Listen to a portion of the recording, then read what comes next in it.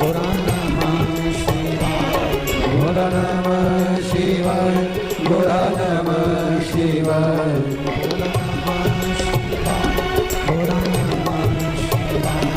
घोरा नमः शिवाय, घोरा नमः शिवाय,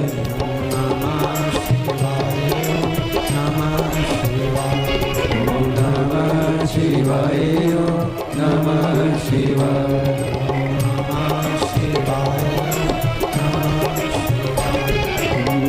नमः शिवाय नमः शिवाय।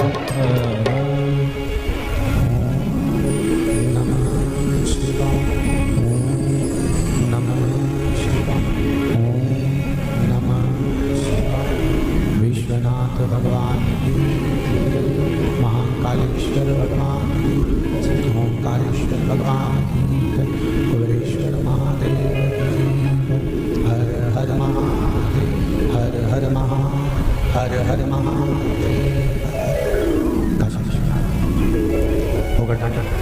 कालदर्शी कैलाशी अविनाशी भगवान शिव, जिनकी पुनीत पावन शिव महापुराण की कथा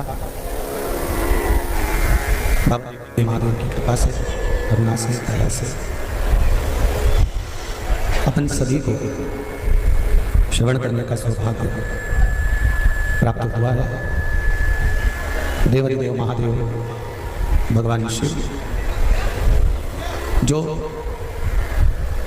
संपूर्ण जगत का कल्याण करने वाले हैं, संपूर्ण जगत का उद्धार करने वाले हैं। क्लियर नहीं है?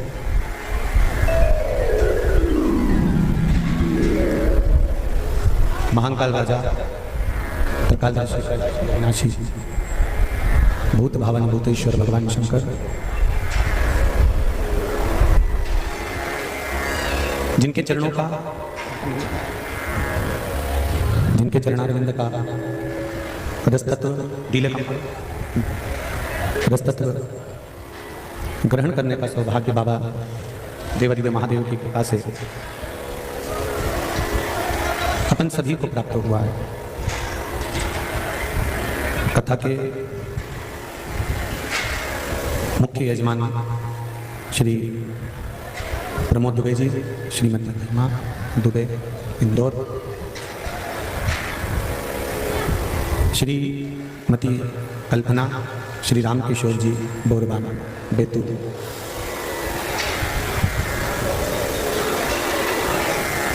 माउंट आबू में विराजमान एक वृद्ध मां सुमित्रा जी सोलंकी,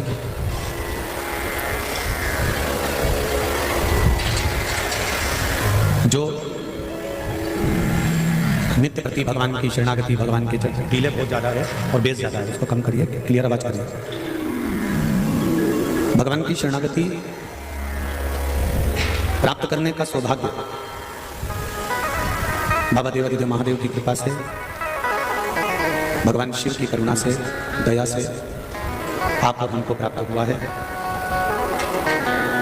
श्री प्रमोद दुबे जी, श्री राम किशोर बोरबन जी, ये शिव की करुणा, उदारता, दया का ही एक प्रभाव है, जिसके कारण अपन सब भगवान शंकर की पावन कथा को श्रवण कर रहे हैं।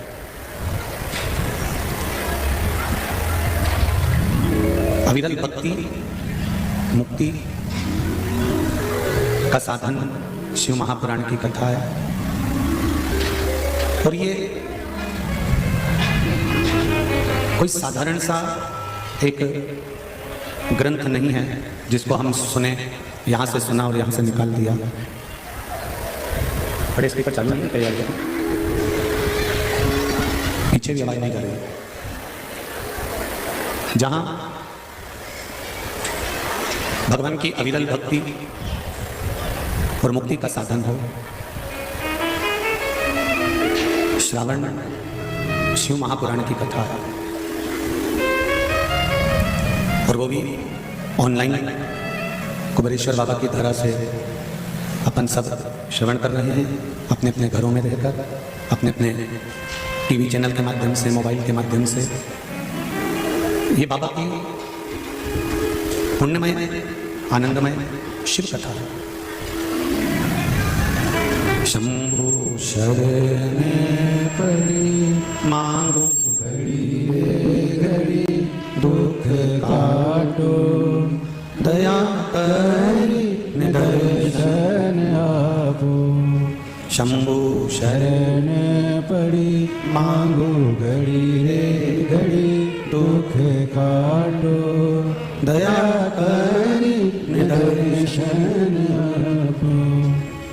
शिव कृपा से हमको प्राप्त हो। देखिए, मृत्यु लोक में जन्म मिल जाना, हमारा जन्म हो जाना, और जन्म लेने के बाद भी हम अगर भगवान शिव की भक्ति में नहीं डूबे तो हमारा जीवन बेकार है।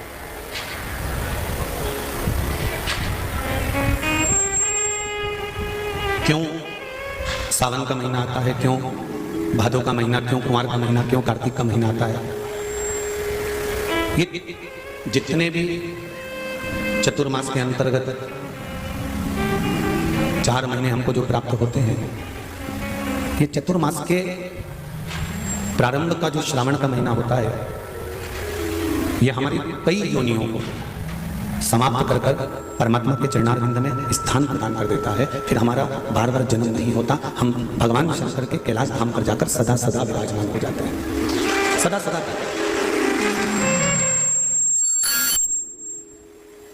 हमारे जन्म का फिर कोई कारण ही नहीं होता।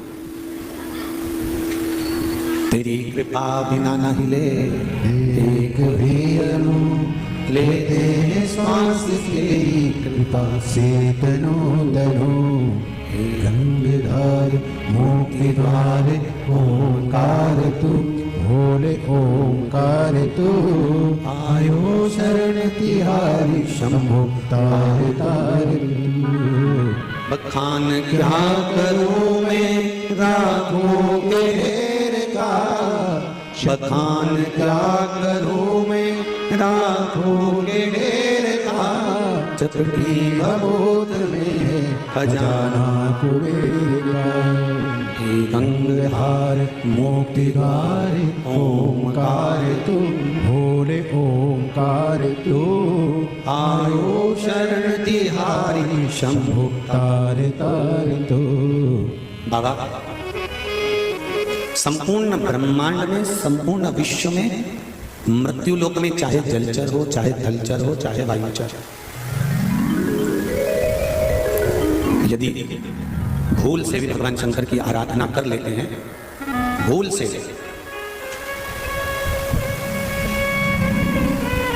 एक साधारण से प्रसंग में हम लोग श्रवण करते हैं कि एक चोर चोरी करने के लिए शंकर जी के मंदिर में जाता है और शिव मंदिर में चोरी के लिए गया था। शंकर जी के मंदिर में चोरी के लिए पहुंचा था। जलाधारी को निकालने के लिए कोई स्टूल या कोई टेबल उसको नहीं मिली, गला पकड़ रहा था, स्टूल या टेबल उसको नहीं मिली और वो शिवलिंग के ऊपर चढ़ गया। भगवान शंकर के ऊपर चढ़कर जलाधारी को खोल रहा है, निकाल रहा है।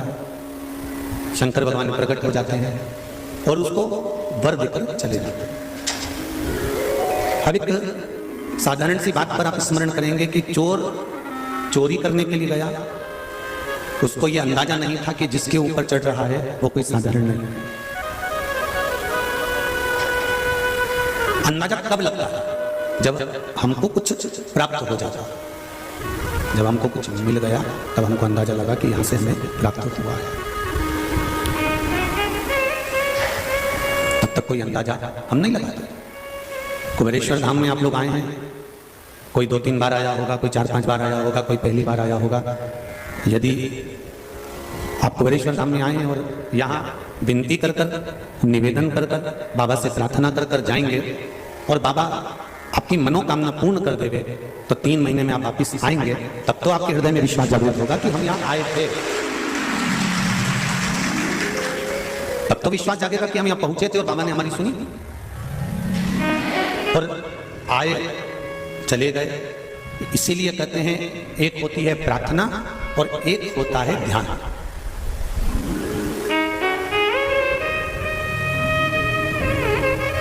प्रार्थना और ध्यान, इन दोनों में अंतर होता है। प्रार्थना और ध्यान में क्या अंतर है कि प्रार्थना हम भगवान के सामने बैठकर उनसे अपने दिल की बात भगवान से कहते हैं, उसको प्रार्थना कहा। अपने मन की बात को भगवान से कह देना, ये प्रार्थना। और ध्यान किसको कहा गया? संसार सागर से मन को हटाकर बैठना और भगवान से ये दिल को जोड़ने का प्रयास करना, तार जोड़ने का प्रयास करना, इसको ध्यान कहा गया।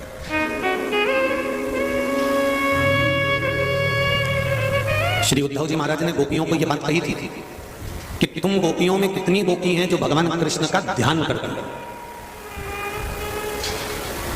आप में से कितनी गोपियां हैं जो भगवान कृष्ण का ध्यान करती हैं? तो गोपियां हाथ जोड़ के बोली, ध्यान लगाने तो बैठती हैं, पर हमारे घर का मक्खन लेके वो चले जाता है। तो ध्यान हम लगाते तो हैं, पर हटकर कोई नंद बाबा का छोरा है ना कृष्ण, उसमें चला जाता है। हम बैठते तो हैं, ध्यान लगाने के लिए हम बैठे, नेत्र बंद भी कर लिया, साधना भी कर ली। कई जगह तुमने टीवियों पर भी देखा होगा, लोग ध्यान करने बैठते हैं, माइक पे बोलते रहते हैं, नेत्र बंद करो, कुंडली जागृत करो, भीतर देखिए, अंतर ध्यान करिए, स्मरण करिए, इंद्रियों को अपनी ओर खींचने का प्रयास करिए, परमात्मा के मिलन की ओर जाइए, सब कुछ कर। प्रार्थना और ध्यान में अंतर केवल एक है। प्रार्थना में भगवान के सामने बैठकर अपने दिल की बात कही जाती है, और ध्यान में भगवान भले सामने ना हो, बैठकर इस हृदय के तार को संसार से हटाकर परमात्मा की ओर ले जाया जाता है। तो गोपियां कहती हैं, हम बहुत प्रयास करते हैं इस मन को परमात्मा तक ले जाने का, पर नंद बाबा का छोरा हमारे ध्यान लगाने ही नहीं देता। तो उद्धव जी ने कहा, फिर तुम क्या करती हो? तो भगवान कृष्ण की बात को गोपियों ने कहा। गोपियां कहती हैं कि हमारा कृष्ण कहता है, जब तुम्हारा मन ध्यान में ना लगे तो अपने दिल की बात प्रार्थना के रूप में मुझसे कह दिया करो, मैं स्वीकार करूं।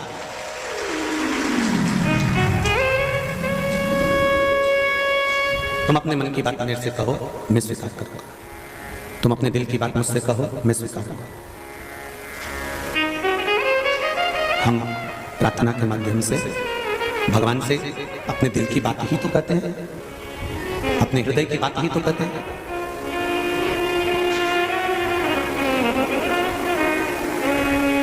जब कहीं मन ना लगे, ये चित्त आपका कहीं जाए ना, ये मन आपका कहीं पहुंचे ना, ये हृदय आपका कहीं जाए ना।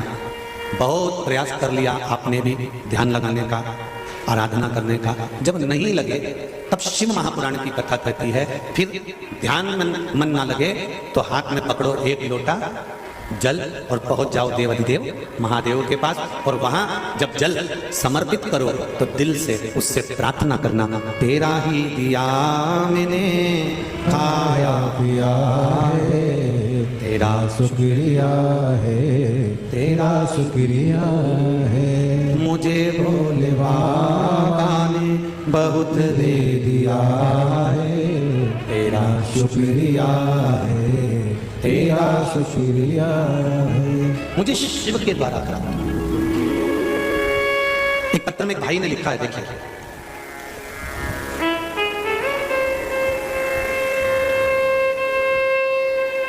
श्री अशोक गिरी गोस्वामी, स्थान Kolar road, Kahnakunj, phase number 2, Bhopal. आप ही लिखा, दोनों हाथ हिला दो। अच्छा, पीछे बैठे हैं अशोक गिरी जी, जहां बैठे हो हाथ हिला दो जरा, एक बार दिख जाओगे।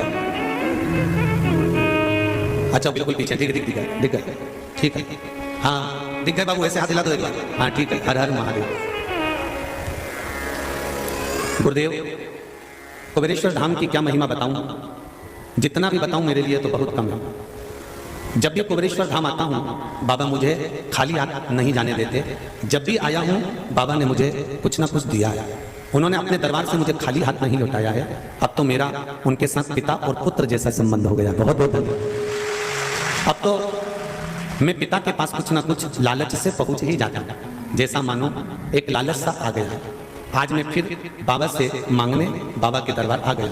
आज मैं 3 महीने में 5वीं बार बाबा के दरबार को प्रणाम करने के लिए पहुंचा। लाइन भी लिखी है, तेरा ही दिया मैंने खाया पिया है, तेरा शुक्रिया है, तेरा शुक्रिया है। ये बैठो बैठो, शिव कृपा होती ही कुछ है। उसकी कृपा बिना कुछ भी नहीं। माइक चेंज कराया था, आवाज पकड़ रहा है। उसकी कृपा बिना कुछ भी नहीं हो सकता। अगर उसने बुलाया है आपको, आमंत्रित करा है उसने आपको, यदि आपको आमंत्रित करा, बुलाया तो कुछ देने के लिए ही बुलाया होगा। खाली नहीं जाओगे कुबेरेश्वर बाबा के दरबार से, निश्चित है। बस ये जरूर है कि ये कथा ऑनलाइन है, अपने घरों पर सुनो, मोबाइल पर सुनो, आस्था चैनल पर सुनो, क्योंकि पानी भी आता है कथा के मध्य में। ऐसा नहीं है, जिस जगह से व्यासपीठ से कथा चल रही है, इसको कुबेरेश्वर बाबा का स्मरण कर कर सुनो, धारण कर। जब यहां से जाओ तो बाबा से निवेदन कर कर जाना कि बाबा, सुना है हमने कि तू 3 महीने में वापस बुला लेता है, इसलिए तेरे दरबार में आए हैं कि तू कृपा करेगा तो हम वापस। तेरा ही दिया मैंने खाया पिया है, तेरा शुक्रिया है, तेरा शुक्रिया है।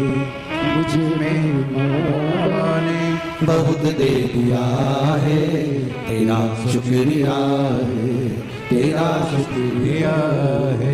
ये जायदाद दी है, औलाद दी, मुसीबत में हर वक्त इमदाद दी है। तेरा ही दिया मैंने खाया पिया है, तेरा शुक्रिया है, तेरा शुक्रिया है। शिव कृपा के बिना कुछ नहीं मिल सकता। संसार सागर में जन्म लिया और जन्म लेने के बाद उसकी भक्ति को धारण नहीं किया तो वो बेकार है, उसका कोई मोल तत्व, उसका कोई महत्व ही नहीं है। महाराज शिव कथा कर रहे हैं, प्रार्थना दिल की बात देवदेव महादेव से कह रहे, ये प्रार्थना और ध्यान लगाकर बैठ जाना पर परमात्मा से लगन लगी कि नहीं लगी, तार जुड़ा कि नहीं जुड़ा, ये नहीं मालूम। ये हमको ज्ञात नहीं है कि तार जुड़ा कि नहीं जुड़ा, पर प्रार्थना में एक चीज जरूर है कि हम अपने मन से कहकर, अपने दिल के भाव भगवान से कहकर हल्के हो गए। दिन भर की जो बात होती है ना, दिन भर का जो भाव होता है, पत्नी अपने पति से कह देती है। क्यों कहती है? पति उसको चिल्लाता है तो जरा जरा सी बात मुझे मत बताया कर। बोलो सही है कि गलत है? पति चिल्लाता है कि तू जरा जरा सी बात मुझे मत बताया कर, जरा जरा सा बात का टेंशन मुझे मत दिया कर, जरा जरा सी बात को लेकर मत बैठा कर, जरा जरा सी बात मुझसे मत कहा कर। पर जिसको वो ज्यादा मानती है, जिसको वो ज्यादा जानती है, जिसके प्रति वो पूर्ण समर्पित होती है, क्या वो उससे अपने दिल की बात नहीं कह सकती? अरे बोलो तो जम के कह सकती है ना। तो पति का क्या फर्ज है? सुने,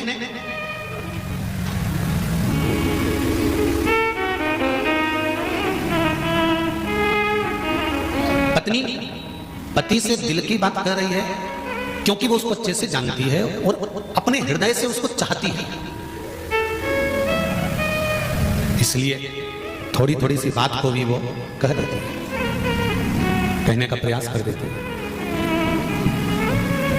जैसे एक पत्नी का भाव होता है कि वो अपने पति से कह देती है, उसी तरह एक भक्त का भाव होता है, वो अपने भोलेनाथ से दिन भर की बात कह देती है। एक भक्त का भाव,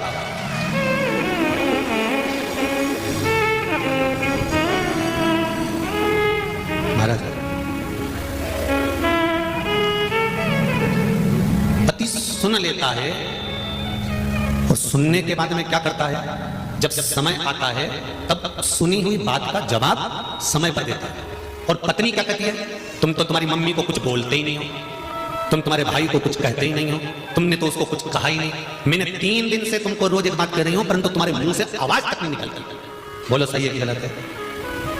पत्नी पति से कह रही है कि तुम मैं 3 दिन से रो रही हूं, 3 दिन से कर रही हो, 4 दिन से कर रही हो, परंतु तुम मेरी बात को सुनते हो, अनसुना कर देते हो। तुम मेरी बात को सुनकर अनसुना कर देते हो, तुम मेरी बात का जवाब ही नहीं देते हो, तुम मेरी बात सुनते ही नहीं हो। पति रोज सुनता है पर जवाब रोज नहीं देता। जवाब कब देता है? जब समय आता है। उसी तरह तुम परमात्मा से रोज जाकर प्रार्थना करो, रोज जाकर निवेदन करो, पर परमात्मा भी रोज सुनेगा, पर चौका और छक्का लगाने के लिए एक बैटमैन भी इंतजार करता है, तो शंकर भगवान भी इंतजार करता है कि कब चौका और कब छक्का। रिटर्न नहीं आ रहा है वैसे, कब चौका और कब छक्का लगाना, वो इंतजार करता है। भगवान भी इंतजार करता है कि कब मुझे इसको क्या प्रदान करना है, कब मुझे इसको क्या देना है। थोड़ा समय का इंतजार करो, थोड़ा सा इंतजार करना पड़ेगा, फिर जब समय आएगा तो भगवान खुद उपज कर कुछ ना कुछ दे देगा। तो प्रार्थना में और ध्यान में अंतर है। प्रार्थना में हम दिल की बात महादेव से करें, प्रार्थना में हम दिल की बात, हृदय की बात भगवान देवाधिदेव महादेव से कह रहे हैं। और ध्यान में हम लगाने का प्रयास भी कर रहे हैं, तो हो सकता है नहीं लगे। ध्यान नहीं लगा, परमात्मा नहीं मिला, पर प्रार्थना में कहकर छोड़ दिया, प्रार्थना में कहकर दूर हट गए और कहकर छोड़ देने के बाद में अब आगे उसकी मर्जी। अब सौंप दिया इस जीवन का सब भार तुम्हारे हाथों ये बंद पड़े थे। अब सौंप दिया इस जीवन का सब भार तुम्हारे हाथों में, हे हार तुम्हारे हाथों में, और जीत तुम्हारे हाथों में। हम दिल की बात भगवान देवाधिदेव महादेव से कहकर छोड़ देते हैं कि अब तुम्हारी मर्जी, अब तुम करो मत। एक बड़ा सुंदर संवाद, ध्यान देना।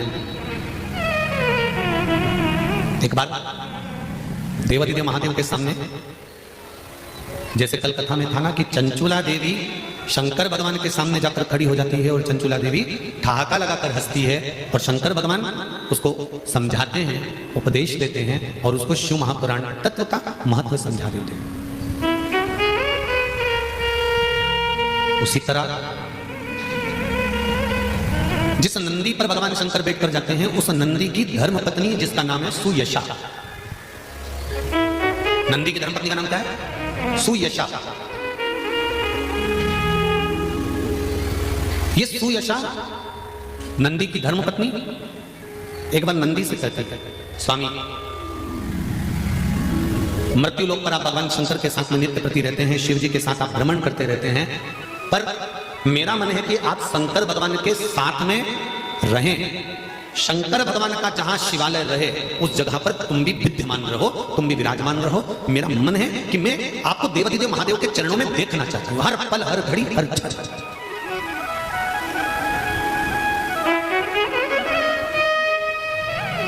देखिए, श्रावण शिव महापुराण के महत्व को समझिएगा जरा। श्रावण शिव महापुराण के महत्व को समझिए और श्रावण शिव महापुराण के इस महत्व को जानने का प्रयास करिएगा कि भगवान शंकर के संवाद में भगवान शंकर के चरणों का स्मरण सुयशा कैसे करती है। और सावन के महीने की पूजन कर सुयशा अपने पति नंदीश को, अपने पति नंदी को ऐसा आशीर्वाद दिला देती है जिसके कारण शंकर भगवान के मंदिर में नंदी भी विराजमान हो जाता है। जैसे शिव की पूजन होती है वैसे नंदी की, जैसे शंकर भगवान की पूजन हो रही है वैसे नंदी की पूजन हो रही है।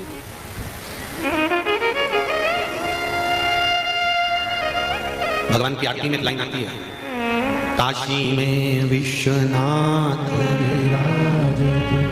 नंदी ब्रह्मचारी, भोले नंदी ब्रह्मचारी, नित उठ भोग लगावत, नित नित दर्शन पावत, महिमा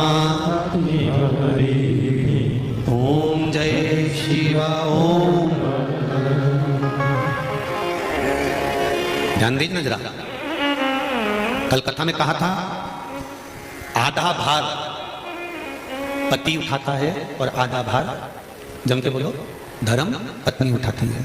आधा भार पति उठा रहा है, आधा भार धर्म पत्नी उठा रहा है। पति कभी इस अंदाजे में मत रहना कि तुम अकेले के बल पर तुम उन्नति की सीढ़ी पर चढ़ रहे हो।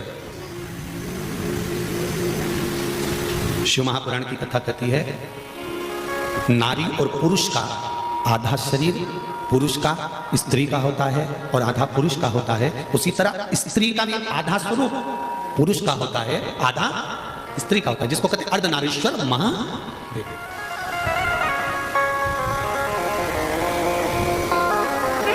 आधा भार नारी उठा रही है, आधा भार पुरुष उठा रहा है, आधा भार पति उठा रहा है, आधा पत्नी उठा रही है। पति की उन्नति की सीढ़ी में उसके व्यापार की उन्नति हो, चाहे उसके वैभव की उन्नति हो, उसकी उन्नति की सीढ़ी में उसकी धर्म पत्नी का भी आधा अंश रहता है। पर व्यक्ति ये भूल जाता है, व्यक्ति को यह भान नहीं हो पाता। एक कथा पहले कही थी, आपको स्मरण होगा। एक नौकर छुट्टी लेकर चले गए, सेठ जी को बताया नहीं और चले गए। 15 दिन तक नौकर नहीं आया तो सेठ जी को लगा कि नौकर की तनख्वाह कम थी इसलिए भाग गया होगा। एक काम करता हूं, मैं तनख्वाह बढ़ा देता हूं। सेठ जी ने उसकी तनख्वाह बढ़ा दी, नौकर आया और काम पर लग गया। 6 महीने के बाद नौकर फिर चले गया, 20 दिन तक नहीं आया। सेठ जी को गुस्सा आया, मैंने इतनी सारी तनख्वाह बढ़ाई इसकी, और बढ़ाने के बाद भी ये तो छुट्टी करके बैठ गया, कुछ भी हो जाए इसकी तनख्वाह आज से कम कर दी। सेठ जी ने कम कर दिया। नौकर फिर आ गया। सेठ जी ने 2 महीने के बाद कहा कि तेरे 15 दिन तू नहीं आया था तो तेरी तनख्वाह बढ़ा दी थी, अभी नहीं आया तो तेरी तनख्वाह घटा दी। तू कुछ मुंह से बोला ही नहीं, तनख्वाह बढ़ी तो कम से कम धन्यवाद तो देना था कि साहब बहुत अच्छी बात है आपने मेरी तनख्वाह बढ़ा दी, और मैंने तनख्वाह कम कर दी तो भी तू नहीं बोला कि आपने तनख्वाह कम कर दी। आखिर क्यों नहीं बोलता? तो इतने में उस नौकर ने कहा, सेठ जी मैं गुरु के शरणों में रहता हूँ, गुरु के चरणारविंद की कथा का रसतत्व ग्रहण करता हूँ। मेरे गुरुजी ने कहा था जब परिवार का कोई सदस्य बढ़ता है तो भगवान उसके भाग्य का धन देना चालू कर देता है, और जब परिवार का कोई सदस्य घटता है तो भगवान उसके भाग्य का धन कम करना चालू कर देता है। जब मैंने 15 दिन की छुट्टी ली थी तब मेरी पत्नी के गर्भ से एक बेटे ने जन्म लिया था। मैं आया, मेरी तनख्वाह बढ़ गई। मैं जान गया कि भगवान ने मेरे यहाँ एक सदस्य बढ़ाया तो तनख्वाह बढ़ा दी। फिर 6 महीने के बाद मेरी माताजी शांत हो गई, मैं वापस नौकरी पर आया, आपने मेरी तनख्वाह कम कर दी। मैं समझ गया कि घर में से एक व्यक्ति गया तो उसके भाग्य का धन भी गया। शास्त्र कहता है कि हमारे घर में अगर कोई अतिथि, कोई मेहमान, कोई व्यक्ति आ भी रहा है तो हमें हमारे भाग्य के साथ में उस अतिथि के भाग्य का धन भी प्राप्त हो रहा है, हमें दूसरे के भाग्य का धन भी प्राप्त हो रहा है, मिल रहा है। पति ये ना सोचे, जितने लोग आस्था चैनल पर कथा सुन रहे हैं, जितने लोग फेसबुक और यूट्यूब पर कथा सुन रहे हैं, पत्नियां ये ना सोचिए कि आप अपने भाग्य का लेकर चल रही हो, नहीं, पति के भाग्य का भी आधा आपको मिल रहा है। और पति ये ना सोचे कि सब मेरे भाग्य का है, नहीं, आधा धर्म पत्नी के भाग्य का है। नंदी की धर्म पत्नी सुयशा अपने पति को शंकर के मंदिर में, शिवालय में देखना चाहती है, हर पल, हर घड़ी, हर क्षण।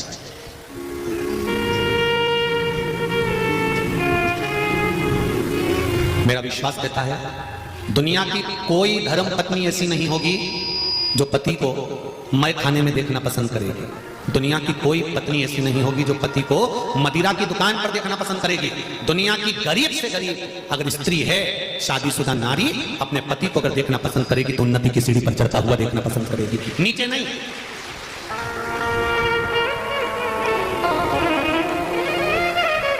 एक धर्मात्मा धर्मपत्नी पति को सत्संग में, मंदिर में, देवालय में, अनुष्ठान में, पूजन में, पाठ में, यज्ञ में, अनुष्ठानों में बैठा देखकर प्रसन्न होती है। और वो तो कहीं कहीं की ऐसी जगदम्बा होती हैं जिनका पति अगर पूजन करने जाए, मंदिर जाए तो जगदम्बा का मुंह फूल जाता है। तुम्हें जब देखो जब मंदिर, जब देखो जब कथा, जब देखो जब सत्संग, जब देखो जब सीओ, जब देखो जब यहाँ, जब देखो जब उज्जैन, जब देखो जब ओमकारेश्वर, जब देखो जब केदारनाथ, कभी मुझको लेकर गोवा तो गए नहीं। वो तो कहीं कहीं की ऐसी होती है जो पति पर क्रोध करती है और कहती है मुझे ऐसी जगह लेकर जाओ, वैसी जगह लेकर जाओ। नहीं तो एक धर्म को अपनाने वाली, सनातन धर्म से जुड़ी हुई अगर एक नारी, एक स्त्री, एक धर्म पत्नी अगर भगवान से प्रार्थना करती है कि मेरा पति भी धर्म से जुड़ा रहे, सनातन धर्म से जुड़ा रहे, सत्संग करता रहे, भजन कीर्तन करता रहे, सावन के महीने में मैं उनके साथ गाड़ी पर बैठ कर जाऊं, किसी शंकर के शिवालय में जाकर पूजन कर आऊं, मेरा पति मुझे साथ में लेकर भगवान शंकर के मंदिर जाए, मेरा पति मुझे साथ में लेकर कुबेरेश्वर धाम लेकर जाए, मेरा पति मुझे साथ लेकर उज्जैनी महाकाल का दर्शन कराने लेकर जाए, यह धर्म पत्नी की लालसा है। वो तो कहीं कहीं की होती है ऐसी, हम सबकी नहीं कह रहे हो, वो तो कहीं कहीं की एक भारी होती है जिसको पूजन पाठ से कोई मतलब नहीं होता। उसको पूजन पाठ से कब मतलब होता है जब उसके शरीर में कोई भारी रोग हो गया, तब कहेगी अब मैं भगवान के मंदिर जाऊंगी। ये उसी में का हाल है जिसके मुंह में बत्ती सी नहीं होती, चने खाना है तो पहले बत्ती सी फिट करता है, फिर जम के तो बोलो, चने खाता है उसके बाद फिर निकाल के रख देता है। चने खाना है तब बत्ती सी लगाई और चने खा लिए, बत्ती सी फिर ब्रश से घिस के पानी के कटोरे में, फ्रिज में धर दो। ये उसी में के लोग हैं। जब भगवान से काम पड़ता है, शरीर में रोग आ गया, बीमारी आ गई, कोई टेंशन आ गया, कोई घाटा लग गया, कोई दुख आ गया, तो ये 32 ही नहीं लगाए चने खाते समझ के निकाल के रख दें। दुनिया के लोग ऐसे ही हैं। जब तकलीफ आती है तब महादेव के चरणों में जाकर खड़े हो जाते हैं और काम निकला महादेव को, काम निकला, फिर भूल गए, काम समाप्त, फिर भूल गए।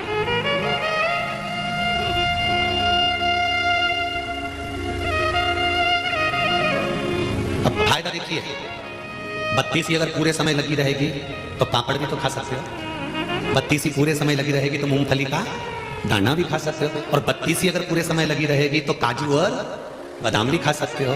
बार बार निकालो काहे को कि फ्रिज में रखना पड़े और चना खाने के समय फिर लगाना पड़े। उसी तरह एक बार काम हो गया, काम होने के बाद भगवान को फिर भूल गए, फिर काम हो गया, फिर दुख आया, फिर पहुंच गए। उससे अच्छा है सारी समस्या का हल एक लोटा जल प्रतिदिन हम लगा कर रखे, 32 प्रतिदिन जाते रहे देवती देव महादेव के, प्रतिदिन